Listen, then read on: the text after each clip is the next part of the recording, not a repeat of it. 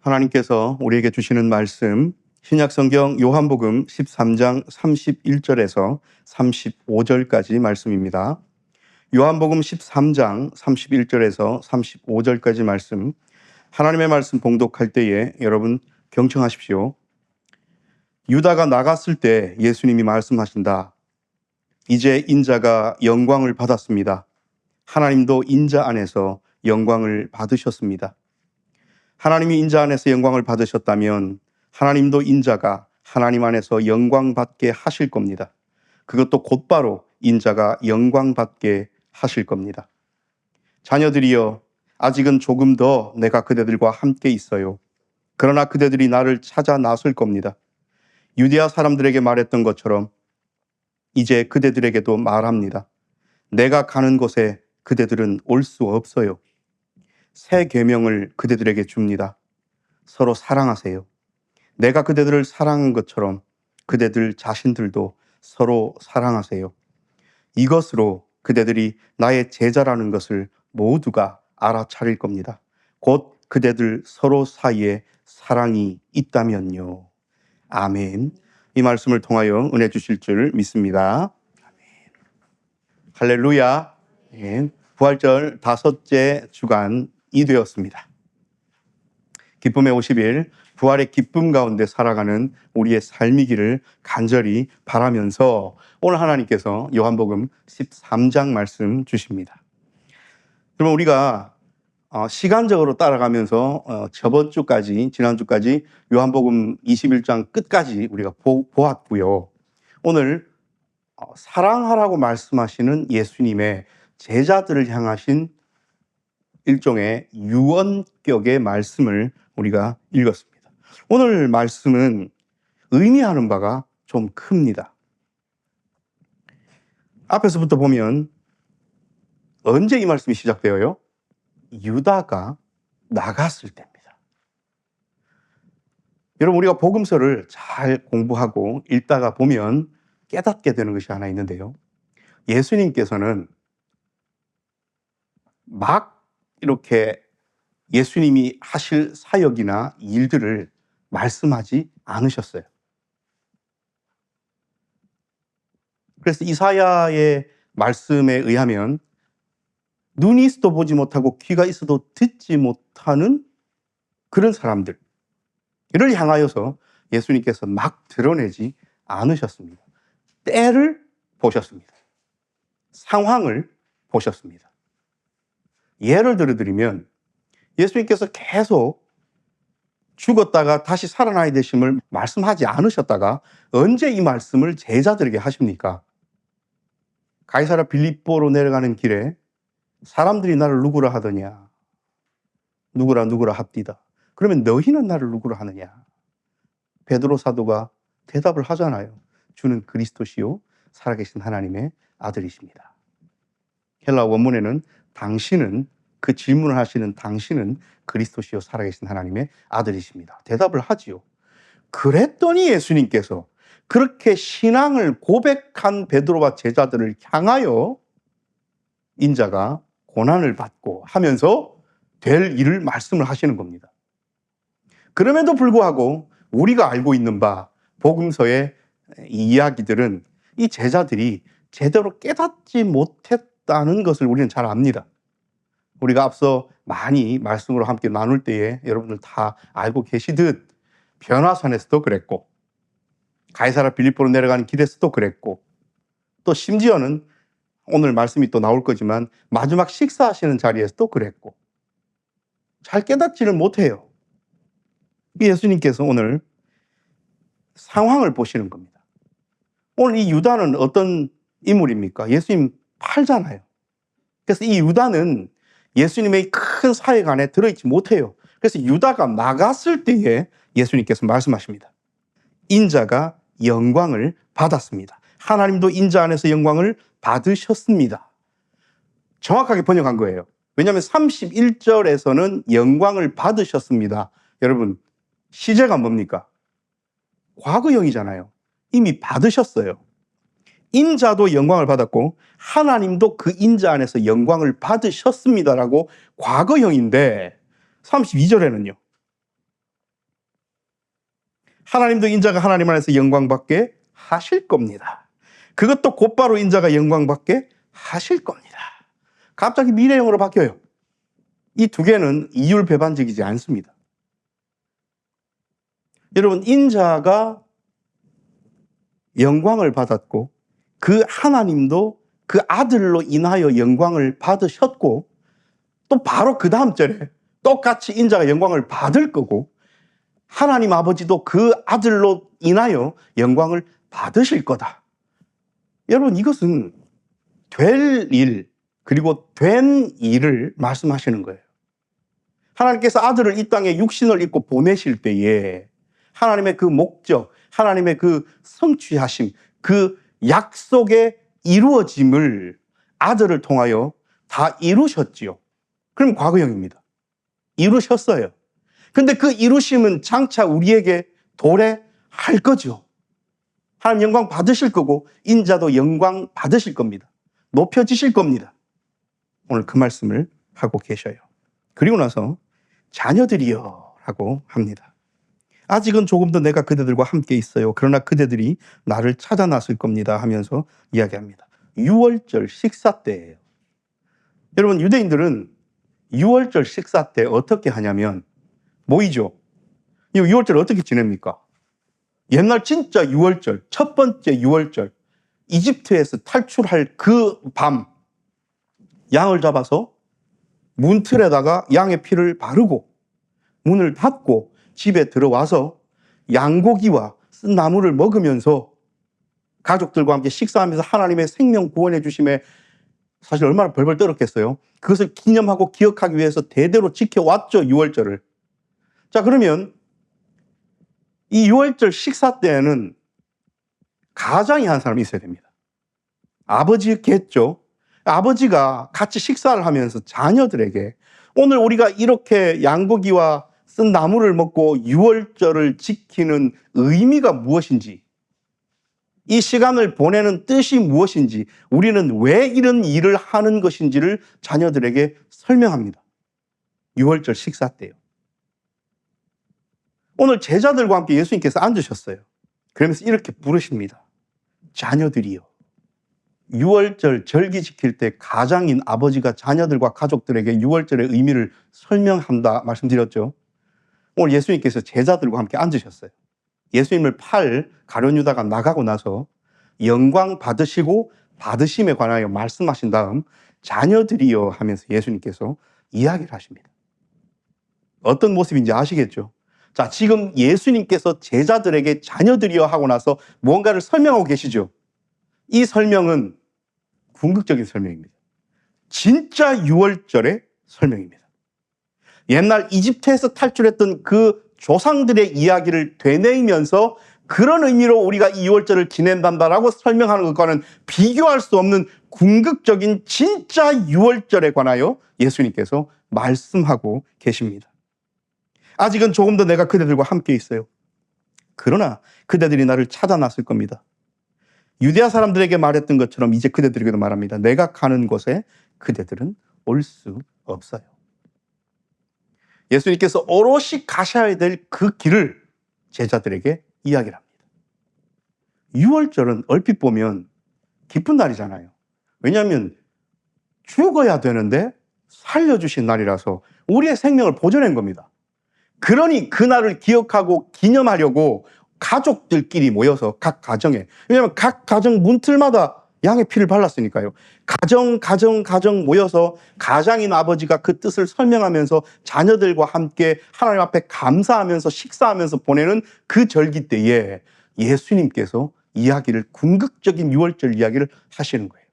유월절 식사에는 뭐가 있어야 됩니까? 사람들은 생명의 구원함을 받았기 때문에 기쁜 날이지만 양 한 마리는 죽어야 돼요. 그래서 그 피를 제공해야 되고 그 고기를 제공해야 돼요. 그 피를 흘려야 되고 그 살을 찢어야 돼요. 오늘 예수님께서 내가 가는 그곳에 너희는 올 수 없다 말씀하십니다. 왜요? 예수님께서 그 피를 흘리실 거고 예수님께서 그 살을 찢으실 것이기 때문입니다. 그러면서 오늘 우리 말씀의 큰 주제가 드러납니다. 새 계명을 그대들에게 줍니다. 서로 사랑하세요. 내가 그대들을 사랑한 것처럼 그대들 자신들도 서로 사랑하세요. 여러분, 이 말씀은 레위기 19장 말씀이 생각납니다. 너희는 거룩하라. 이는 나 여호와 너희 하나님이 거룩합니다. 그럼 여러분, 거룩이라는 것은 원래 누구 겁니까? 우리 겁니까? 하나님 겁니까? 하나님 거예요. 우리 스스로 거룩할 수 없어요. 그러면 우리를 지으신 하나님의 그 거룩함을 본받아 우리도 구별된 삶, 거룩한 삶, 하나님께 붙들림 받은 삶을 살아라 말씀하셔서 그래서 따라가야 되는 겁니다. 그럼 오늘 예수님 뭐라고 이야기하십니까? 새 계명을 그대들에게 줍니다. 서로 사랑하세요. 내가 그대들을 사랑한 것처럼 그대들 자신들도 서로 사랑하세요. 이야기를 합니다. 내가 너희를 사랑한 것처럼 서로 사랑하랍니다. 여러분, 서로 사랑하라는 개념이 새로운 계명입니까? 아닙니다. 10계명을 보면 사랑하라는 거잖아요. 1계명부터 4계명까지는 하나님을 사랑하라는 거고 5계명부터 10계명까지는 이웃을 사랑하라는 거잖아요. 그런데 왜 예수님은 새로운 계명이라고 말씀을 하실까요? 내용은 특별히 새로울 것이 없는데 왜 새로운 계명이라고 이야기를 하시냐면 그 뒤에 문구예요. 내가 너희를 사랑한 것처럼입니다. 여러분, 그냥 사랑은 우리에게 인식된 사랑으로 하면 돼요. 아껴주고 위로해주고 보듬어주고 같이 기뻐해주고 같이 울어주고 그 사랑하면 됩니다. 그런데 예수님께서 기준을 딱 제시해 주십니다. 어떤 사랑요? 내가 너희를 사랑한 것처럼 너희도 서로 사랑하라는 겁니다. 예수님이 어떻게 사랑하셨는데요? 예수님이 어떻게 지금 사랑하실 건데요? 오늘 31절, 32절을 보태면 하나는 과거형이고 하나는 미래형입니다. 예수님은 어떻게 사랑하셨고 어떻게 사랑하실 건데요? 이 요한복음 13장의 이 시점에서 지금까지 제자들을 부르시고 사랑하셨고 하나님의 그 말씀과 언약을 이루셨고 이제 그 대단원의 막을 위하여 달려가는데 예수님께서는 고난받으시고 십자가에 죽으실 겁니다. 유월절 어린 양이 되어 피를 흘리실 거고 살을 찢어 주실 거예요. 그래서 너희들은 내가 가는 그곳에 올 수 없다 말씀하시고 새 계명을 너희에게 주노니 서로 사랑하라. 내가 너희를 사랑한 것처럼 서로 사랑하세요 라고 말씀하고 계십니다. 그러므로 여러분, 내용에 있어서는 크게 다를 바 없는 사랑하라는 이 말씀이 예수 그리스도께서 우리를 사랑하신 것처럼 사랑하라 하시는 그것으로 인하여 새로운 계명이 됩니다. 그러면 여러분, 오늘 이 함께 제자들과 식사하고 있는 이 자리는 어떤 자리가 됩니까? 새로운 언약이 갱신되는 자리입니다. 예레미야 선지자를 통해 예수님 말씀하셨잖아요. 새 계명을 너희에게 준다. 새 계명. 내가 너희와 새 언약을 맺으리라. 오늘 그것이 이루어지는 순간입니다. 그러므로 여러분, 예수님은 사도 바울의 표현에 의하면 율법의 마침이 되시고 율법의 완성이 되시는 겁니다. 우리가 여기서 오해하지 말아야 될 것은 우리가 말씀을 참 좋게 해석하려 하다 보니 서로 사랑하라. 왜냐하면 마태복음에 보면 원수도 사랑하라는 말씀이 있기 때문에 여기서 서로 사랑하라 그러면 온 인류를 내가 만나는 모든 사람을 사랑하라 라고 여길 수 있을 수도 있지만 오늘 요한복음 13장에서 내가 너희를 사랑한 것처럼 너희도 서로 사랑하라는 이 사랑은요, 밖에 있는 사람을 사랑하라는 것이 아닙니다. 너희가 서로 사랑하는 거예요. 이게 듣는 사랑을, 이 말씀을, 이 언약과 이 약속과 이 계명을 듣는 대상이 한정되어 있고 딱 정해져 있습니다. 누굽니까? 제자들이에요. 그러므로 가룟 유다가 나가고 나서 함께 식사하면서 이 말을 듣고 이 언약을 갱신하고 있고 새 계명을 듣는 너희가 내가 너희를 사랑한 것처럼 서로 사랑하라고 말씀하시는 겁니다. 그러면서 35절 말씀입니다. 이것으로 그대들이 나의 제자라는 것을 모두가 알아차릴 겁니다. 곧 그대들 서로 사이에 사랑이 있다면. 선교를 함에 있어 여러분, 두 가지 차원이 있다 합니다. 하나는요, 밖으로 나가서 적극적으로 하는 선교예요. 우리가 복음 들고 밖에 나가서 예수님도 제자들을 둘씩 묶어서 복음을 전하러 보냈었습니다.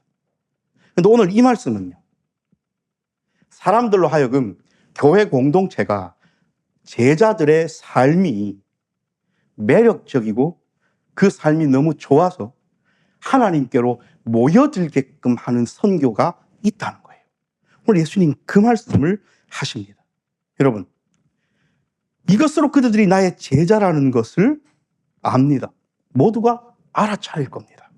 곧 그대들 서로 사이에 사랑이 있다면. 오늘 예수님 뭐라 그러십니까? 서로 사랑하세요. 내가 당신들을 사랑한 것처럼 서로 사랑하세요.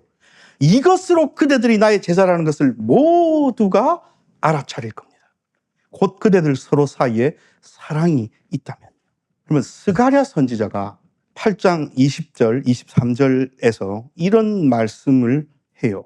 스가랴 선지자의 글에 이런 글이 있습니다. 많은 백성과 강한 나라들이 예루살렘으로 몰려오며 말한다. 우리가 여호와께 은혜를 구하러 가자. 우리는 들었다. 하나님이 너희와 함께 계신다. 이방 사람들이 어떤 때가 되면 이스라엘을 바라보면서 살아계신 하나님이 너희와 함께 계시네? 우리도 그 여호와께 은혜를 구하러 가자 하면서 예루살렘으로 이스라엘 백성에게로 이방 사람들이 모이는 때가 있다고 이야기를 하시는 겁니다. 이 장면은 이스라엘이 강력하게 복음을 외치지 않았음에도 불구하고 그들의 삶과 공동체에 임한 하나님의 임재와 복이 이방인을 끌어들이는 모습을 스가랴 선지자를 통하여 미리 보여주신 장면이에요. 오늘 예수님께서 제자들에게 이것을 요구하고 계십니다. 사랑하는 여러분, 세상이 왜 교회를 외면할까요? 우리가 알고 있는 그렇게 은혜롭고 사랑이 넘치는 사람들과 공동체로 보지 않을까요? 이유는 하나밖에 없습니다. 예수 그리스도의 사랑으로 사랑하지 않기 때문입니다. 그것이 넘쳐보십시오. 살아계신 성령 하나님께서 지금도 우리와 함께하고 계신데 어찌 그곳이 매력적이지 않으며 어찌 그곳이 가고 싶은 곳이 되지 않겠습니까? 그러므로 여러분, 우리는 우리의 삶을 돌아보고 우리의 사랑하지 않음을 돌아보고 우리의 예수 그리스도 앞에서의 삶을 돌아봐야 될 필요가 있습니다.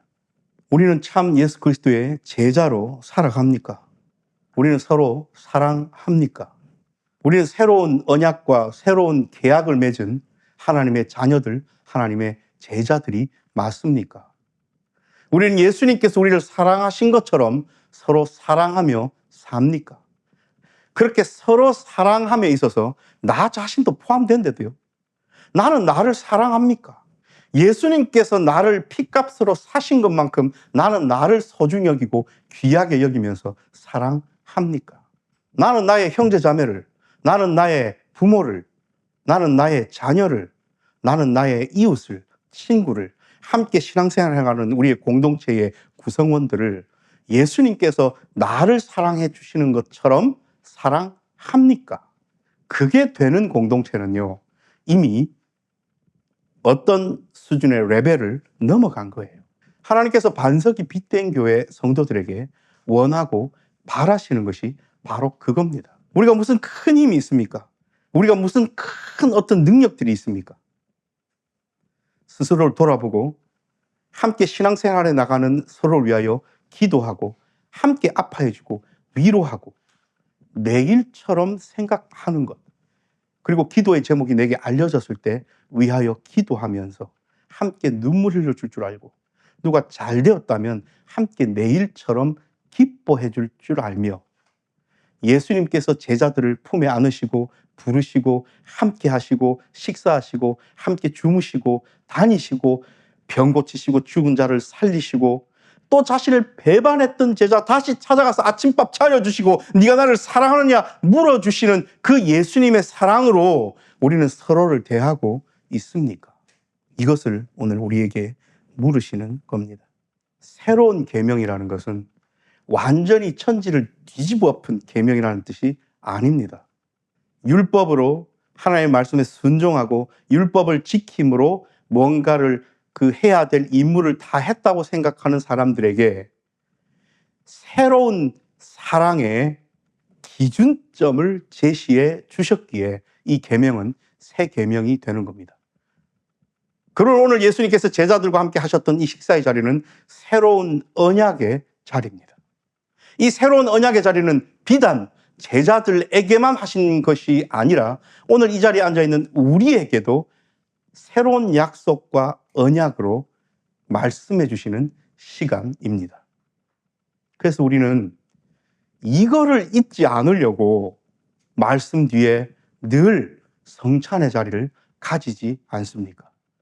여러분, 오늘 특별히 성찬을 나눌 때에는 이 말씀을 꼭 기억하십시다. 예수님께서 진짜 궁극적인 오리지널 유월절의 말씀을 우리에게 주시면서 떡과 잔을 나누어 주심을 깨닫고 더 마음을 열어 그 귀한 예식에 참여해 보십시다. 사랑하는 여러분, 기쁨의 50일 가운데, 부활의 기쁨 가운데 살아가는 우리가 성령 강림주의를 향하여 한 걸음 한 걸음 나아가는 이 시점에서 왜 이 말씀을 주셨을까요? 우리는 함께 신앙생활을 한다 하면서, 함께 그리스도인으로 살아간다 하면서 여전히 사랑하지 않고 살아간다면 그 사람만큼 위선적인 삶이 없습니다. 그 신앙이라고 부르는 것만큼 위선적인 신앙이 없는 거예요. 여러분, 예수님의 사랑이 겉만 번지르르 한 위선적인 사랑이셨습니까? 말만 사랑한다 하고 실천하지 않으셨습니까? 계약서만 쓰고 그 계약을 어기셨습니까? 아니지 않습니까? 몸소 피를 흘리시고 살을 찢어주시면서 그 약속을 지키셨고 그 사랑을 실천하셨고 그보다 더 큰 사랑이 없음을 우리에게 보여주셨는데 우리는 왜 예수를 따르는 제자들이라면서 사랑하지도 못하고 위선적이며 겉만 번지르르 말만 사랑 외치면서 살아갑니까? 저부터도요. 그러므로 이제 우리는 더욱더 진지해져야 되고 더욱더 예수 그리스도의 십자가 앞에 참 제자의 모습으로 나아가야 합니다. 그런 자만이 오롯이 성령 하나님의 충만하심을 기대하고 기다릴 수 있습니다. 오늘 예수님께서 요 13장 말씀을 하시고 14장부터는 예수님의 고별 설교가, 고별 담화가 요한복음 뒷부분에 나오지요. 제자들을 향하여 유언도 하시고 당부도 하시고 약속도 하시고 성령 하나님, 보혜사 성령 하나님도 보내주시리라고 약속하시는 장면들이 쭉쭉쭉 나올 건데 여러분, 우리에게도 그걸 주실 거란 말입니다. 우리에게도 그걸 기대하게 하실 거란 말입니다. 그러므로 여러분, 이제 2주밖에 남지 않은 성령 강림절을 향하여 그 마음을 가지고 진짜 내 옆에 함께 신앙생활하고 있는 우리 성도들을, 우리의 이 성찬으로 하나 된 이 식구들을 바라보면서 뜨거운 마음으로 사랑하고 그 사랑하는 마음이 넘쳐나면 오늘 우리 집사님 기도하셨던 것처럼 우리 공동체를 바라보는 세상의 눈이, 우리는 비록 작은 공동체이지만 많은 사람들이 교회답지 않은 행동을 해서 사람들에게 손가락질 받는 이런 시대에도 우리는 하나님 앞에 참 사랑을 실천한 참 제자의 삶을 살아야 하지 않겠습니까? 이번 한 주간도 하나님께서는 누가 그렇게 참 제자답게 예수 그리스도의 사랑하심을 기준 삼아 사랑하려고 애쓰면서 살아가는지 바라보고 찾고 계십니다. 기도합니다.